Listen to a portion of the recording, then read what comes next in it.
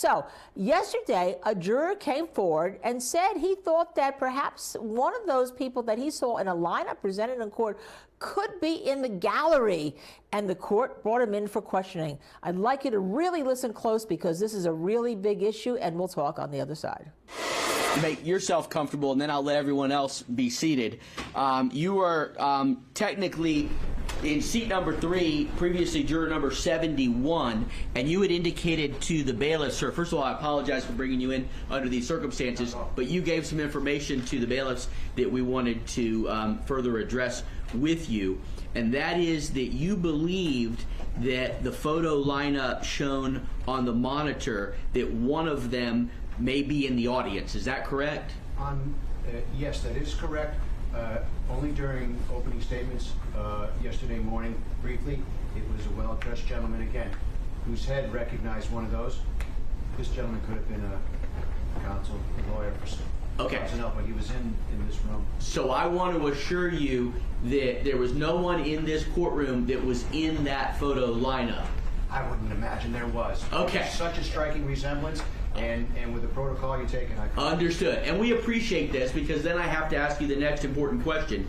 Even after I've assured you that no one from that photo lineup was in the courtroom, does that in any way affect your ability to remain a fair and impartial juror in this case? All right. So you accept my telling you that no one from that photograph lineup was in this courtroom. Is that correct? I do accept that. You have cameras, I'm sure, plenty of other people watching these things.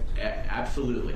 So again, thank you then, Barry. Did you have any other questions related to that? No. So thank you for this opportunity. All right. Not a problem. We thank you for bringing things like that to the bailiff's attention so that we can address it. All rise for juror number 3.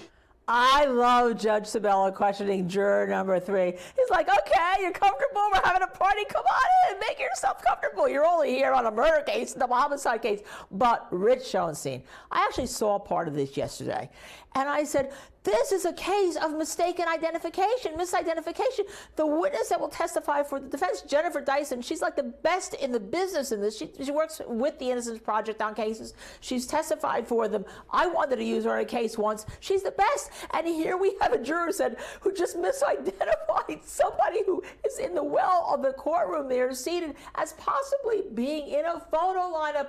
And no one picks up on it. I'm like watching. I'm like, if I'm the defense, I'm like, da da da da da da da da. So tell me, why didn't anyone pick up on it? And what's going to happen in summation? Well, I don't know if anybody picked up on it or not. You picked up on it, Linda, but you're the best, so you got it. But I wrote down these words because this is what the juror said. The juror said he bore such a striking resemblance.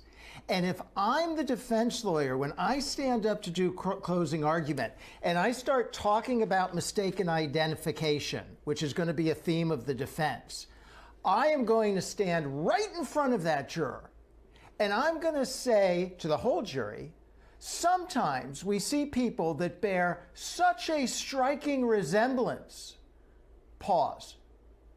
We think they're the same, but they're not. You've all experienced that in your life. Now, you probably can't reference what happened in the courtroom. I don't know if the judge would let you do that. But you can use the word such a striking resemblance, and you can make the point. You all saw a mistaken identification in this courtroom by you. So you can imagine that the witnesses got it wrong. You can imagine that the identification, and my understanding is there's conflicting identification evidence in this case, which is even better for the defense.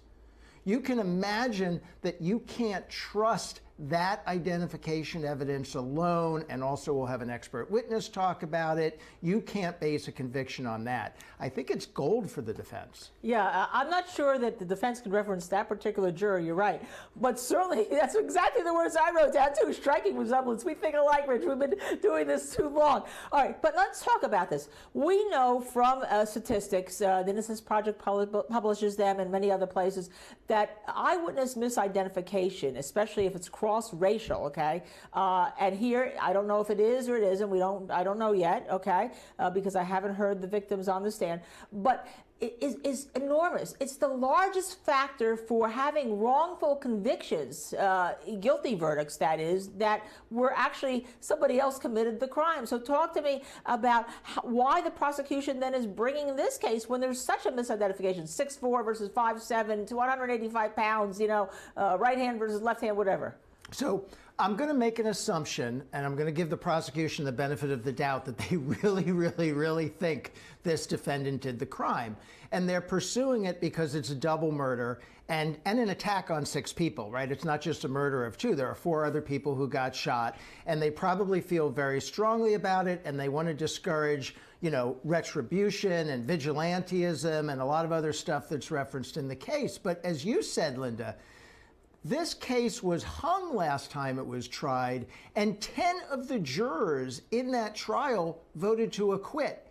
And I've never heard of a prosecutor retrying a case where 10 of the jurors voted for acquittal. You see it sometimes in a hung jury when there were a couple of jurors who wouldn't vote to prosecute.